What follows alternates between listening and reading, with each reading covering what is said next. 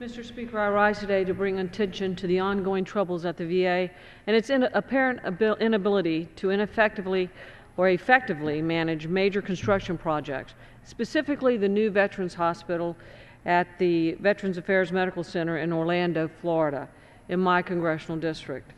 Our nation's veterans have served our country honorably, putting everything on the line to protect our freedoms. After all they have done for us, it is Congress's duty to ensure that our veterans' service-connected medical needs are taken care of. The American people were told that for $665 million, they would receive a state-of-the-art medical facility to care for the hundreds of thousands of veterans in Central Florida, which is one of the most underserved veteran populations in this country. This project is desperately needed in our community.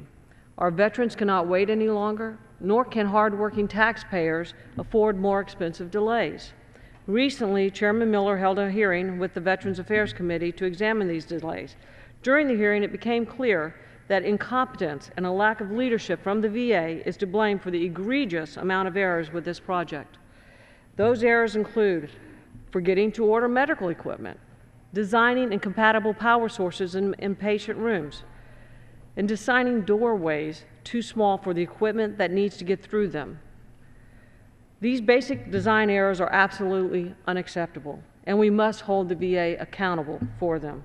While I am not a member of the committee, I felt it as my duty as a representative for Central Florida veterans to participate with the hearings and conduct the oversight necessary to get answers and move the project forward. Having toured the hospital construction site recently, I knew that the project was behind schedule and over budget. Listening to the hearing testimony, coupled with seeing the site firsthand, reinforced the fact that the VA has fallen down on the job and is failing our veterans. Veterans in my district have to drive hundreds of miles in some cases to get the cure and the care they need and have been promised, they've been promised in return for their service to our nation. These are often elderly men and women who cannot afford the trips. And we have young veterans of the wars in Iraq and Afghanistan who have sustained injuries that make those long trips incredibly painful.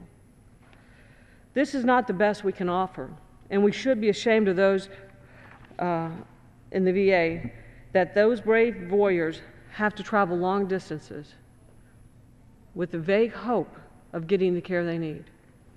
The VA can do better, we can do better. Today's consideration of the Military Construction and Veterans Affairs Appropriation Bill helps put the VA's feet to the fire and will spur them to return the focus to our veteran population and not on bureaucratic mismanagement and political infighting. This language of the bill makes it clear that while the hospital construction remains fully funded, it is no longer an open-ended construction project with bills to be paid years in the future. The legislation states quite clearly that funds obligated to complete construction have to be spent within 5 years. The message should be heard loud and clear by the VA. Get your management in gear and finish this hospital.